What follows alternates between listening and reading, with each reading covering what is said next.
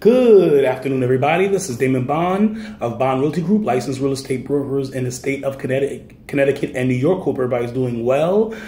Today's Thursday, October 4th, 2018. Welcome to Real Talk. This is where we talk about real estate issues that may be affecting you or someone you know, or something you may be interested in, always want to learn about. You can always email me at dbond011@gmail.com. That is dbond011@gmail.com. You can always give me a call, 203-394-8123, 203-394-8123.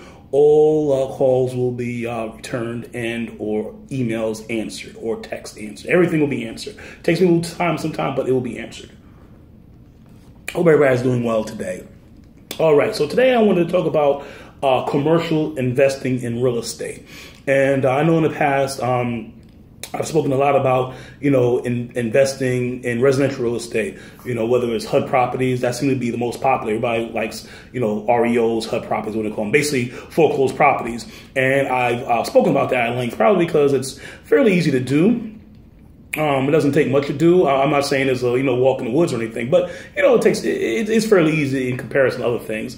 So I talked about that in great length before, and a lot of people always have questions pertaining to REO properties and residential properties, where either you're going to buy them, fix them up, and then rent them out, or you're going to buy them, fix them up, and flip it. So those are one of the usually two things you do. Well, today I want to focus on commercial real estate because I haven't really talked about that as much, and it's something that I think is very, very fascinating.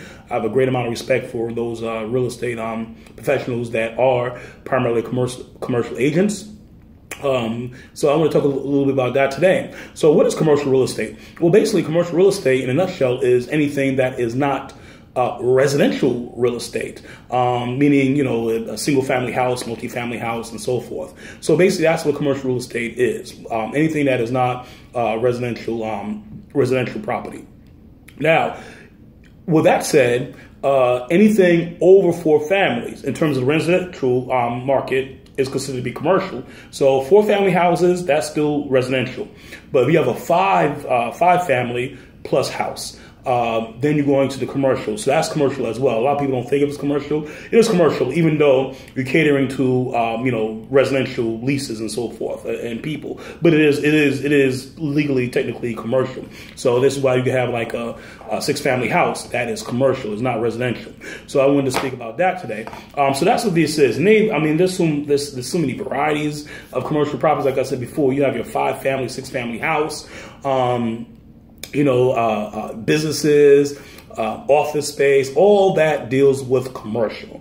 And it's something that can yield a lot of money, but it's also something that can, easily fall apart on you because the rules are a little bit different in terms of commercial lending, in terms of commercial transactions, as opposed to residential transactions. So a couple of things here before. As I said before, this is whether you're doing residential or commercial.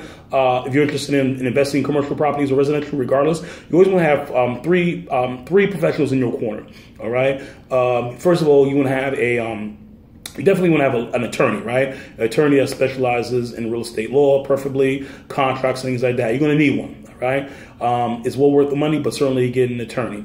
Number 2, you want a bookkeeper, an accountant, someone to keep those accounts, coherent and clear. You don't want to get any trouble with tax or anything like that. So you're definitely going to need an accountant. And the third thing you're going to need is a money person. Okay. So you're going to need a money woman or money man. Okay. Money person, someone who can give you access to capital, aka money, or if they can't do it, they don't do that, then certainly they can find you someone, refer to someone who actually can do that. So these are the things you want. And of course, obviously, if you are,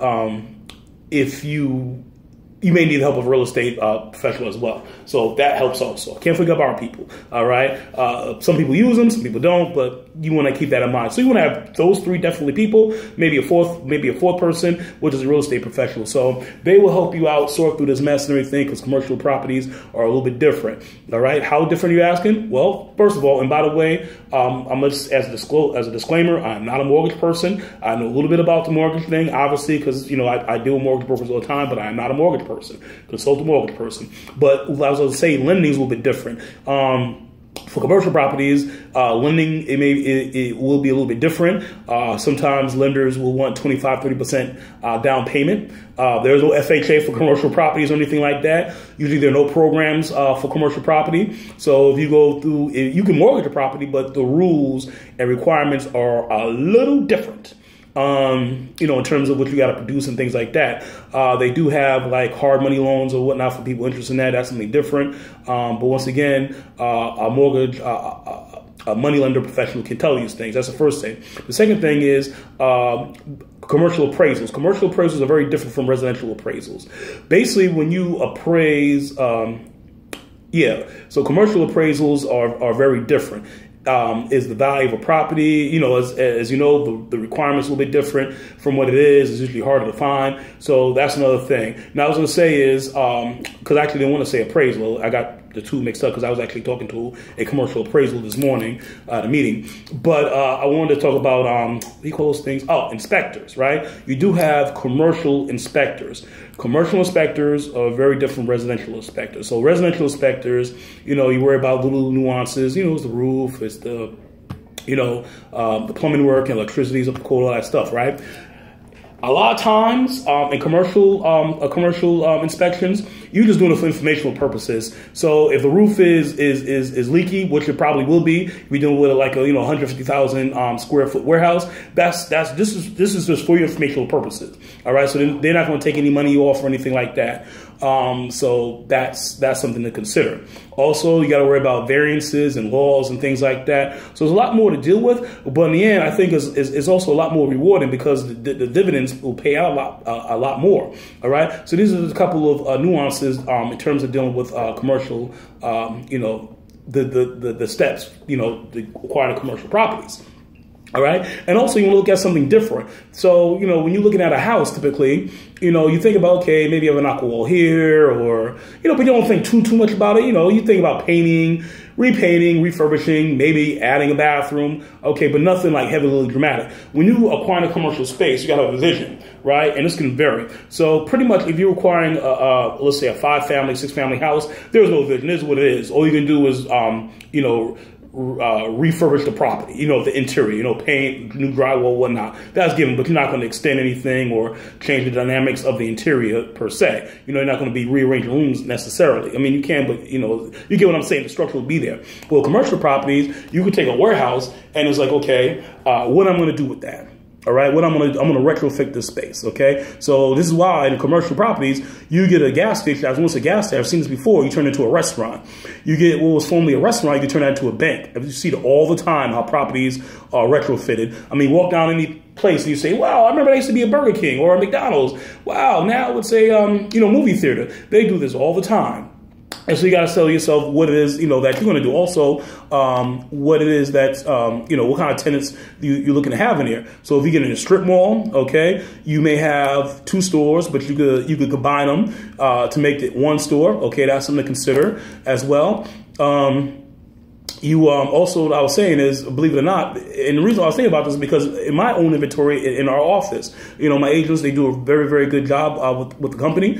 And I was saying to myself, I said, wow, I'm actually inadvertently a commercial real estate broker. I deal with a lot of buyers, residential buyers and so forth. But in terms of the listing stock, they tend to be a lot of commercial properties. And I'm like, wow, I didn't even realize it just happened to happen all this way, So with that said, you have to remember also that, if you think about commercial real estate, you don't have to buy a big old warehouse, with asbestos in there or lead. You don't have to get a, big old apartment building or anything like this. You can start something small. All right. Typically, and this is what our firm have, typically you can start off with, let's say, 2 commercial spaces, 2 storefronts, and let's say some residential units, right? So let's say these are what we call mixed-use properties. So if you're just getting your feet wet into the commercial game, you can start something with a mixed-use property. Mixed-use property is anything where you have a commercial space, be it retail, otherwise, and you have residential units as well. This is what we call mixed-use properties. Okay,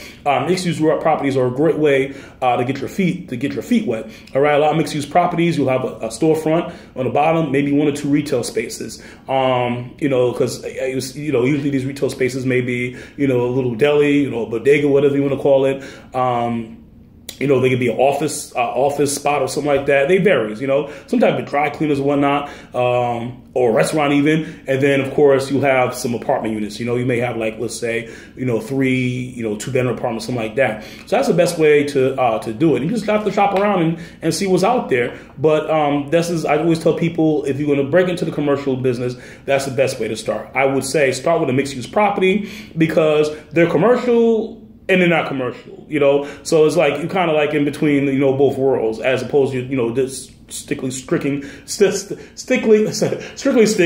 it's been a long day, even though it's only 1 o'clock in the afternoon. So is on one hand, you're not dealing with, strictly speaking, a 3-family house. On the other hand, you're not dealing with a strip mall, okay, or an office building, which would be overwhelming, okay. So I say as a perfect medium. If you're nervous about it, you could do something such as a mixed-use property. Mixed-use properties are great; they're wonderful. I think they're manageable, they're easy to handle, and that's my advisement to anybody who is willing to get into this type of market. So I hope this was helpful. Hope this was informational. Hope this was informative. If you ever have any questions, you can always email me at dbond011@gmail.com. That is dbond, DBOND 011@gmail.com. You can always give me a call at 203-394-8123, 203-394-8123. Call, text, that's my business line. It's not a problem. And so I hope you have a pleasant day. Thank you for tuning into Real Talk with Damon Bond of Bond Realty Group, licensed real estate broker in the state of Connecticut and New York. Hope you stay well, be safe, and have a wonderful rest of the day. Good day.